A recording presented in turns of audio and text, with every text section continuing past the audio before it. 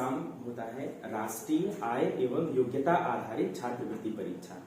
बहुत सारे बच्चों की यह क्वेरी होती है कि इस एग्जाम में क्या क्या पूछा जाता है, ठीक है, कौन से बच्चे इस एग्जाम में भाग ले सकते हैं, ठीक है।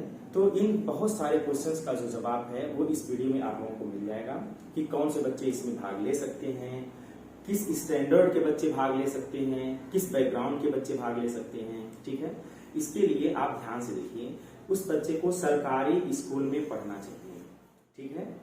कोई भी बच्चा जो सरकारी स्कूल में पढ़ रहा हो वो कक्षा 7 में 55% अंक के साथ उत्तीर्ण किया हो और कक्षा 8 में अध्ययनरत हो, मतलब कक्षा 8 में वो पढ़ाई कर रहा हो। ऐसे बच्चे जो है इस एग्जाम को राष्ट्रीय आय एवं योग्यता आधारित छात्रवृत्ति परीक्षा एग्जाम में पार्टिसिपेट कर सकते हैं, भाग ले सकते हैं। इसके लिए आपको अपना जाति, आय, निवास, जाति, आय और निवास, ये 3 चीज बनवा लेना होता है। जिस बच्चे के पास ये नहीं होता है वो बच्चे फॉर्म नहीं भर पाते हैं। एक और इम्पोर्टेंट चीज, जैसे जाति, आय, निवास आप बनवा लीजिए और आपका जो आधार कार्ड है उसका डेट ऑफ बर्थ स्कूल के रिकॉर्ड से मैच करना चाहिए, पहली चीज। और उसमें आपका नाम, माता पिता का नाम, सारा सब कुछ स्कूल के रिकॉर्ड से मैच करना चाहिए, ठीक है। तो अगर आप ऐसा करते हैं या इतने डॉक्यूमेंट्स तैयार कर लेते हैं तो ऐसे बच्चे जो आगे में पढ़ रहे हैं वो इस परीक्षा में भाग ले सकते हैं। देखिए, इस परीक्षा में भाग लेना बहुत जरूरी है। बहुत ही समझिए कि यह परीक्षा ग्रामीण अंचल के बच्चों के लिए वरदान साबित हो रही है। इस परीक्षा में अगर आप उत्तीर्ण करते हैं तो आपको 1000 रुपए प्रति माह 9th से लेकर के इंटरमीडिएट तक की पढ़ाई के लिए, 9th से लेकर के इंटरमीडिएट तक की पढ़ाई के लिए प्रति माह 1000 रुपए आपको मिलेगा, ठीक है। यह बहुत बड़ी बात होती है कि किसी भी बच्चे को 1000 रुपए प्रति माह गवर्नमेंट के द्वारा मिले। यह गवर्नमेंट की बहुत अच्छी पॉलिसी है, ठीक है। और इसके लिए आप लोगों को कुछ बहुत विशेष काम नहीं करना है। इसका पूरा सिलेबस हम अपने यूट्यूब चैनल एनएमएमएस मंथन के माध्यम से, ठीक है, पूरा रिकॉर्डिंग रीजनिंग का और जो इसका सिलेबस के अकॉर्डिंग उस पर हम अपलोड कर दे रहे हैं। एक ही प्लेटफॉर्म पर आपको सारी तैयारी करने को मिल जाएगा, ठीक है। आपको किसी भी अन्य सोर्स की आवश्यकता नहीं पड़ेगी। इसके लिए आप ध्यान से देखिए, पहले हम इसके सिलेबस को समझते हैं, फिर कैसे हम तैयारी करें इसको मैं बताता हूँ। इसके सिलेबस के लिए इसमें देखिए 2 भाग होता है। इसमें कुल कितने भाग होंगे? 2 भाग होंगे। प्रथम भाग में रीजनिंग सेक्शन होता है जिसमें 90 प्रश्न आता है, और दूसरा भाग है जिसमें मैथ, साइंस, विज्ञान और सोशल साइंस, सामाजिक विषय, 3 विषय, मैथ, विज्ञान और सामाजिक विषय। मैथ के 20 प्रश्न आते हैं, सामाजिक विषय के और विज्ञान के 35 प्रश्न आते हैं, तो कुल 90 प्रश्न यहाँ से हो गए। 90 रीजनिंग के और 90 द्वितीय भाग से, कुल मिलाकर के 180 प्रश्न आते हैं। और टोटल समय आपको 180 मिनट मिलता है। 180 प्रश्न और 180 मिनट, ठीक है, यानी कि कुल 3 घंटे। ये टोटल एग्जाम 3 घंटे का होता है।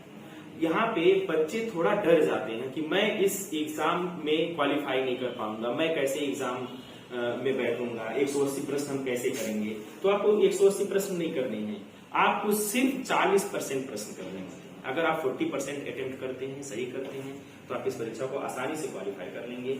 सामान्य वर्ग के बच्चों के लिए 40% नंबर लाने होते हैं, और अगर आप आरक्षित वर्ग के हैं तो आपको सिर्फ 32% नंबर लाने होते हैं। जैसा कि यहाँ पे पूरा डिटेल लिखा हुआ है इस परीक्षा के बारे में, आप लोग यहाँ से भी देख सकते हैं, ठीक है। इसमें बच्चों के अंदर जो डर होता है उसको हम आपको बताते हैं। बच्चा इसलिए नहीं इस एग्जाम में बैठना चाहता है, वो सोचता है कि 180 प्रश्न आते हैं, मैथ आता है, रीजनिंग आता है, ये मैं नहीं कर पाऊंगा। वो पहले ही हताश जाता है, डर जाता है। इस वजह से इस एग्जाम में वो पहले ही, मतलब बिना फॉर्म भरे ही बाहर हो जाता है। सबसे पहला काम है आपको फॉर्म भरना चाहिए। आपको मैं एक छोटी सी कहानी सुनाता हूँ। एक हाथी का जो बच्चा होता है, जब वो छोटा रहता है उस समय उसका जो महावत होता है उसके पैरों में जंजीर बांध देता है, ठीक है, और उसको किसी कील से बांध देता है। जब वो बच्चा उसको खींचता है तो खींच नहीं पाता क्योंकि वो छोटा रहता है। तो वो बार बार प्रयास करता है और कभी सफल नहीं होता है, खींच नहीं पाता है। तो ये प्रक्रिया कुछ महीने, कुछ साल ऐसे चलता रहता है, कुछ महीने चलता रहता है। तो फिर उसको ये आदत हो जाती है कि अगर हमारे पैर में जंजीर बंधा है तो हम उसको खींच नहीं पाएंगे। जब वो हाथी का बच्चा बड़ा हो जाता है तो वह आदत उसकी वैसे ही बरकरार रहती है। क्या होता है कि वह जो है महावत, जब हाथी आएगा या आता है तो महावत उसके पैर में जंजीर नहीं बांधता है, उसके पैर में जो है एक रस्सी बांध देता है और वह सोचता है कि मैं तो खींच ही नहीं पाऊंगा इसको, इसलिए वह कोशिश ही नहीं करता है। जबकि हाथी इतना ताकतवर होता है, वह चाहता तो वह कितना हो जंजीर से बांधता वो उसको खींच सकता था और जंगल में स्वतंत्र रह सकता था, लेकिन वह ऐसा नहीं करता है। वह सोचता है कि अब मेरे पैर जंजीर से बंध गए हैं, अब मैं इसको खींच ही नहीं पाऊंगा, क्योंकि जब वो छोटा था तो खींच नहीं पाता था, बड़ा हो गया तब भी उसके दिमाग में वो चीजें वही चीजें हैं कि हम उसको नहीं खींच पाएंगे, इसलिए वह कोशिश नहीं करता है। बस वही हाल हम लोगों का है, वही हाल इस समय पूरे समाज का है। वो लोग कोई कोशिश नहीं करना चाहता है, या आप भी कोशिश नहीं करना चाहते हैं। अगर आप कोशिश करना चाहें तो आप बहुत बेहतर कर सकते हैं। आपके अंदर इतनी प्रतिभा छिपी है, आप उसको पहचान नहीं पाते हैं। प्रत्येक बच्चा परिवर्तन की एक किरण होता है, लेकिन अपनी प्रतिभा अपने बारे में कोई जानता नहीं, वह क्या कर सकता है। सही दिशा में अगर आप सही डायरेक्शन में अगर आप काम कर रहे हैं, वर्क कर रहे हैं, तो आप बहुत बेहतर कर सकते हैं। ऐसा नहीं है कि आप इस एग्जाम को निकाल नहीं सकते, एग्जाम बहुत ही आसानी से आप इसको निकाल सकते हैं। 180 प्रश्न है, सिर्फ 40% नंबर लाने हैं। 40% का मतलब जान रहे हैं कितना, 2 भाग होता है, दोनों में 36 क्वेश्चन सही कर दीजिए, सफल हो जाएंगे।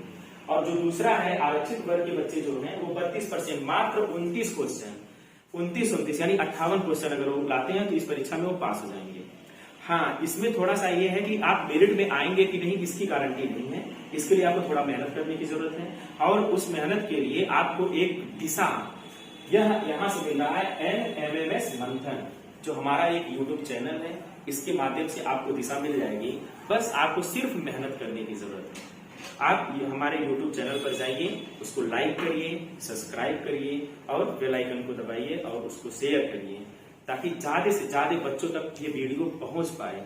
जो ग्रामीण अंचल के बच्चे हैं वो उसका लाभ उठा पाए। यहाँ पर जो कम आय वर्ग के परिवार के बच्चे हैं उनके लिए यह YouTube चैनल वरदान साबित होगा।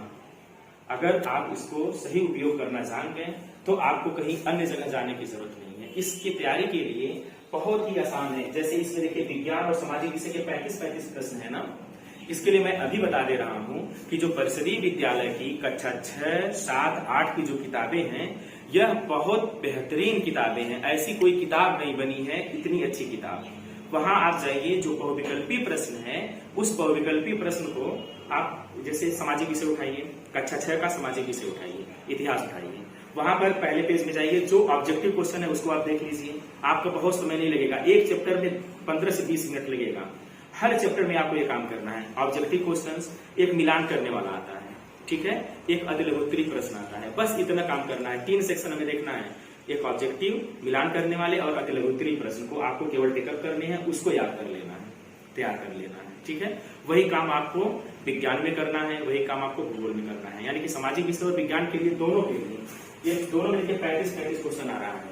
हम इस बात की गारंटी देते हैं, अगर आप सिर्फ अपनी किताब पढ़ लीजिए कक्षा 6 की, कक्षा 7 की और कक्षा 8 की, तो उसी में से आप कम से कम 20-40 क्वेश्चन तो वहीं से कर लेंगे। और रीजनिंग के जो 90 प्रश्न आ रहे हैं इसके लिए आप ध्यान से देखिए, इसके लिए तो हम एक इस YouTube चैनल के माध्यम से उसमें वीडियो अपलोड कर रहे हैं, तो वहां से आप जाकर के इसको देख लीजिएगा। और इसका भी हम टॉपिक वाइज गणित के, विज्ञान के और सामाजिक विषय के जो सिलेबस के अकॉर्डिंग हम वीडियो को अपलोड कर देंगे। उन वीडियो को देखिएगा, किताब को पढ़िएगा, आराम से आप इसको क्वालिफाई कर सकते हैं। बस आपको डरने की जरूरत नहीं है। जैसे अभी मैंने एक हाथी वाली कहानी सुनाया ना, तो जब हाथी बड़ा हो जाता है तो उसको किस बात का डर होता है कि वो जंजीर नहीं खींच पाएगा। क्या ऐसी बात है? वो जंजीर नहीं खींच पाता, वो जंजीर बिल्कुल खींच लेता, लेकिन वह कोशिश नहीं करता है। तो हमें कोशिश करना है।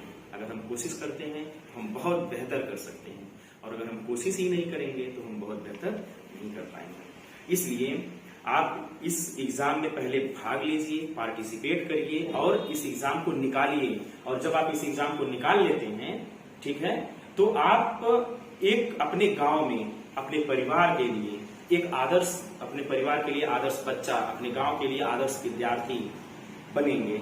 और अपने गांव, समाज, परिवार के साथ साथ आप हम लोगों का भी नाम ऊंचा करेंगे, ठीक है। इसलिए मेहनत करिए, मेहनत से जी मत चुराइए। उस हाथी की तरह से नहीं सोचिए कि मैं नहीं कर पाऊंगा। आप बिल्कुल कर सकते हैं, आपके अंदर इतनी प्रतिभा है, आप कुछ भी कर सकते हैं, और यहीं से इसकी शुरुआत करने की जरूरत है। Okay, thank you.